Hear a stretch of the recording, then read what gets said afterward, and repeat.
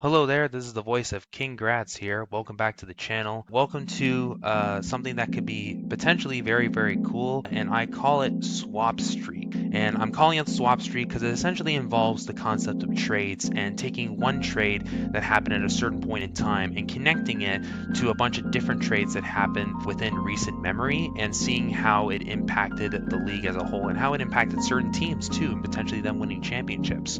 So this one is based off of a player who has been involved in multiple trades consecutively, and as a result of that, this is called the O'Reilly swap streak, and it's based off of this guy, Ryan O'Reilly, who is a player in the NHL. O'Reilly was drafted into the NHL in 2009 by the Colorado Avalanche with the 33rd overall pick, so that's the early second round. He was projected to be a very skilled forward. He plays center, and ultimately he became an impactful player at the NHL level. Great leadership skills, very powerful player in the postseason. If he's healthy, he can be a very effective producer in clutch moments. Based on his statistical numbers, you can argue that he's a late bloomer because he didn't really break out as an NHL regular until he had a 55-point season in his third year in the NHL. And outside of a very few seasons, he has consistently been playing somewhere around 70 to 82 games every year. Problem is that the Avalanche franchise was relatively mediocre during O'Reilly's tenure. They only made the playoffs twice with O'Reilly on the roster. His second season in the NHL saw the team make the playoffs and be a second round exit to the San Jose Sharks before they transitioned into a pretty deep rebuild. But they wouldn't make the playoffs again until 2013-14, where they won their division, but they were a first round exit. And as a result of the futility of the Avalanche at this point in time, they transitioned into a rebuild that would ultimately allow them to create the team that we see today. And O'Reilly was essentially traded as part of a teardown in this rebuilding process. So this is where we get the first big trade of O'Reilly's career, as he was sent in the offseason of 2015 to the Buffalo Sabres along with Jamie McGinn in exchange for Nikita Zadorov, Mikhail Grigorenko, JT Compher, and a second round pick in the 2015 draft. So looking at the pieces here, there are some easy spots. Mikhail Grigorenko only lasted 2 seasons in the NHL. He never got traded and never materialized as a very big name forward, and he only acquired 50 points in total in his NHL career with Colorado and would leave for Russia before mounting a very short NHL comeback with a different team years later. While JT Compher was a young prospect who hadn't played in the NHL at the time of this trade, but he would later develop into a very good top 6 forward who would help the Avalanche win a Stanley Cup in the 2022 season, and he would then leave the franchise in 2023 as a free agent to the Detroit Red Wings. The second round pick in 2015 was ultimately traded to the San Jose Sharks by the Avalanche for a package of draft picks. The second round pick that was sent to San Jose was then used to draft Jeremy Waugh, who unfortunately was kind of a bust for his draft position, while for the Avalanche, they got a 2015 second that turned into AJ Greer, a 2016 second that turned into Cameron Morrison, and a 6th rounder in 2017, which turned into Dennis Smirnov. Morrison and Smirnov never made it to the NHL level, basically kind of duds in this whole trade in the long run. AJ Greer did amount to an NHL player, but it was really a very late bloom for him in his career, and he was essentially stuck in the minors for a number of seasons before he eventually was traded on a pair of occasions. He was dealt to the New York Islanders in a 1-for-1 swap for Kyle Burroughs. Later, after some time with Long Island, he was later involved in a trade package which saw him, along with Mason Jobs, a 2021 first-round pick, and a conditional 4th round pick in 2022 to be sent to the New Jersey Devils in exchange for Kyle Palmieri and Travis Zajac. With regards to all these pieces, Kyle Burroughs would eventually leave in free agency to the Vancouver Canucks from Colorado after a couple seasons there, while for New Jersey, Greer would leave in free agency and join the Boston Bruins, when he essentially broke out as a regular in the NHL as a bottom 6 forward, while Zajac would retire at season's end with the Islanders, finishing what was a pretty solid career for him. The first round pick was retained by New Jersey, and they used it to draft Chase Stillman, who is a prospect right now in the Devils' farm system. He does have an entry-level contract right now, and I'm not sure what his future is looking like, but he is at least still with New Jersey as of this point.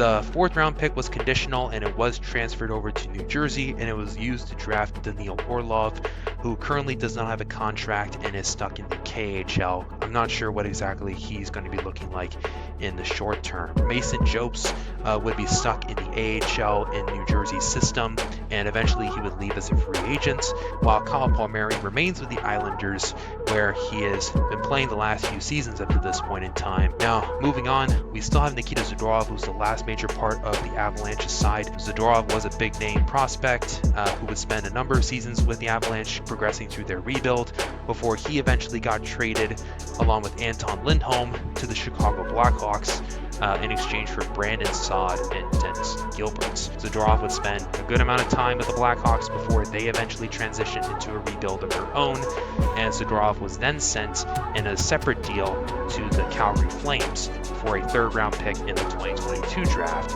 And then after some time in Calgary, the Flames then had a fire sale at some point in the 2023-24 season, and Zadorov was one of the first pieces to go in that fire sale and was sent to the Vancouver Canucks for a 5th round pick in 2024 and a 3rd round pick in 2026. Looking at all the pieces, Anton Lindholm was out of the NHL by the year 2020, and he never got traded again as a player, as he would leave for Sweden. For Brandon Saad, he would leave the Avalanche in free agency, joining St. Louis, while Dennis Gilbert would also do the same thing, leaving in free agency to Calgary after playing just 3 NHL games with the Avalanche. The 3rd round pick the Blackhawks got from Calgary would turn into Aiden Thompson, who is still in the NCAA. Chicago retaining his rights, but I'm not sure if he is going to amount to much at this point. And the 5th round pick in 2024 was a conditional pick, but the conditions were not met, so it did not get transferred to Calgary, so I won't mention who exactly got drafted with that pick. And of course, the 3rd in 2026, we're nowhere close to that draft at this point in time, so I can't say anything about that asset for now. And Nikita Zadorov had a career year once he left for Vancouver in the trade from Calgary, and he would leave Vancouver in free agency to join the Boston Bruins, signing a big contract. So that essentially ends his trade history here. Now looking at Buffalo's side of all this, Jamie McGinn's part in this swap streak is actually pretty simple.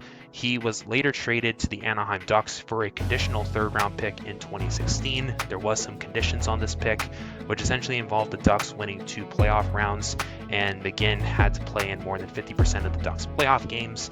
The conditions were met for this pick. The Sabres did acquire the 3rd rounder, but they would later flip it to the Nashville Predators in exchange for the rights to Jimmy Vesey. The Preds would use the pick to draft Brent Pitlick, but he did not amount to really much at the NHL level, so kind of disregard that, while Jimmy Vesey did not sign with the Sabres following this trade. Now, looking at Ryan O'Reilly here, after a few years with the Sabres and trying to become a veteran piece to help transition the team out of rebuild, things essentially went the wrong way, and the Sabres transitioned into a 2nd straight rebuild that they are currently going through right now. And Ryan O'Reilly was traded in the offseason of 2018 to the St. Louis Blues for Vladimir Sobotka, Patrick Berglund, Tage Thompson, a 1st round pick in 2019, and a 2nd round pick in 2021. Looking at what the Sabres got back in this deal, Patrick Berglund was essentially a cap dump, and he only played just 1 season in Buffalo before eventually leaving for Sweden, where he played for the remainder of his career. Vladimir Sobotka was an NHL regular, but he only played 2 seasons with the Sabres, amounting just a total of 16 points with Buffalo before eventually leaving for Europe, where he currently resides. The 1st round pick would turn into Ryan Johnson, who was a pretty solid NHL defenseman. He made his debut last season with the Sabres, I believe, and is currently in the AHL. And of course, Tage Thompson was the best piece out of this trade for the Sabres, who transformed into a bona fide goal scorer with a massive frame and reach, but is currently struggling on a March maligned franchise. The 2nd round pick in 2021 is actually the interesting thing here, because it's actually what keeps this swap streak going overall. This 2nd round pick was traded on multiple occasions. First, the Sabres would send this pick to the Vegas Golden Knights along with a 5th rounder in 2022 for Colin Miller.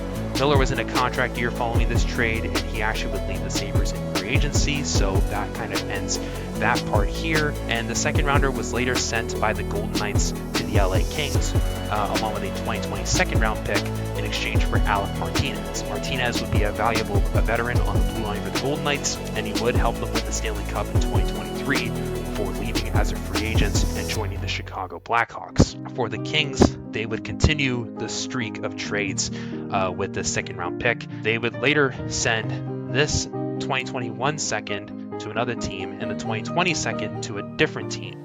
The 2020 second was sent to the New York Rangers in exchange for Lias Andersson. Lias Andersson did not really pan out at all for LA and effectively was out of the NHL pretty quickly. While for the Rangers, they used the second rounder they got in the deal to draft Will Cooley, who is currently a pretty decent NHL prospect at this point in time. And then for the other second in 2021, this was later sent to the Ottawa Senators, along with a 5th round pick in the same year for an earlier 2nd round pick, which was used to draft Francesco Benelli for LA, who currently is a prospect in their system, while the Sens got Ben Roger with the 2021 2nd round pick out of this deal. But they would later flip the 5th round pick with a 6th rounder to Carolina for a 4th rounder in 2021. The 4th was used to draft Carson Latimer, who currently doesn't have a contract, I believe, and the 5th and 6th rounders were used to draft Robert Orr and Bryce Montgomery at this point in time. Before I go any further, I want you to remember this 5th round pick. We have this 5th round pick being involved in a plethora of trades essentially, but it was essentially involved in a 3-team trade on April 12, 2021, and it was sent to the San Jose Sharks as compensation for the Golden Knights to acquire Matthias Janmark from the Chicago Blackhawks in exchange for Nick DeSimone. The Hawks and Knights would follow this trade up by having Nick DeSimone return to the Golden Knights along with a 5th rounder in 2022. This is a different pick in exchange for a 2021 second and a 2022 3rd round selection. And then following this up, the Knights would send Nick DeSimone to the New York Rangers in exchange for Brett Howden. The Rangers would also acquire a 4th round pick in the 2022 draft. Looking at the pieces here, the 4th rounder in 2022 would become Noah Laba, who currently doesn't have an NHL contract at this point. For Chicago, the 2nd rounder in 2021 would become Colton Dock, and the 3rd would become Samuel Savoy, who are both current prospects in the Blackhawks system and are part of their current rebuild. And for Vegas, they would actually then send the 5th round pick they got from Chicago in that trade along with Nick DeSimone to the Toronto Maple Leafs, where they sent that pick along with a 3rd round pick in the 2022 draft to Toronto in exchange for an earlier 3rd round selection in that year's draft. The 3rd was used to draft Jordan Gustafson, who is currently a prospect in Vegas' farm system. He does have an NHL contract, while the Leafs used the 3rd to draft Nicholas Moldenhauer and the 5th to draft Nikita Grabenkin, who is currently, both are prospects in the Leaf system, but Grabenkin recently making it to the NHL, where he's played in at least a small number of games. For the Sharks that picked up the 5th round pick at the beginning of all this, they would later send this pick to the Columbus Blue Jackets for a 5th in 2023, which turned into Axel Landon, while the pick they gave up turned into Sergei Ivanov. Ivanov never got a contract and is basically in Russia right now, while Axel Landon is still in Sweden, but his rights, I believe, are still under the possession of the Sharks. And now moving back to Ryan O'Reilly. So after a number of seasons with the Blues, where he was very successful, the team would win a Stanley Cup in 2019, and he would win Conn Smythe that year. He had basically his best years in St. Louis and would later become team captain, but eventually the Blues would hit a slide and essentially transition into what is now essentially a rebuild or retool, I guess you could say. And O'Reilly was traded as part of this very short-term teardown to support the Blues farm system. So O'Reilly was sent to the Toronto Maple Leafs along with Nola Chari in exchange for Adam Gaudette, Mikhail Abramov, a 1st and 3rd round pick in the 2023 draft, and a 2nd round pick in 2024. You also have a 3rd party being the Minnesota Wild, who were retaining some of O'Reilly's salary as part of the trade, and they do get compensated for this. But looking at the pieces between Toronto and St. Louis, for the Leafs, O'Reilly and Achari would be pretty impactful for their very short-lived playoff run, with them winning a playoff series for the first time in nearly 2 decades. But O'Reilly and Achari would both leave in free agency. O'Reilly to Nashville and Achari going to Pittsburgh as free agents. For the Blues, Adam Gaudette essentially would move on pretty quickly, leaving for the Ottawa Senators, where he currently resides. Mikhail Abramov is still in the AHL as we speak, and I'm not sure what he's going to become. The 1st was used to draft Otto Stenberg, the 3rd was used to draft Uri Pekarsik, and the 2nd was used to draft Lucas Fischer. All 3 guys are St. Louis prospects right now, who are in their system and perhaps are going to be guys that we'll probably see in the NHL in a few years, assuming that their development goes well. For Minnesota, as part of this deal, they would acquire a 4th round pick from Toronto in 2025 for retaining on O'Reilly's contract, and as part of NHL rules, they would send the signing rights of Josh Pilar to the Maple Leafs in exchange for the draft pick. For Josh Pilar, he would not be signed by Toronto whatsoever, so we can move on from that. And the 4th is still in possession of Minnesota, so can't really say on it right now. That effectively marks the end of this swap streak. O'Reilly's swap streak officially ended once he signed that contract with Nashville. There's still a lot of moving parts here with the prospects and the players that are still active in the NHL today, but there's not a lot we can say right now. So that officially ends that. This took a long time to make, so I would appreciate it if you can please drop a like on the video. Leave a comment in case if you want to bring some constructive feedback. I would greatly appreciate any positive feedback from you guys. Subscribe to the channel if you want more content like this one, and I hope to see you all in the next video.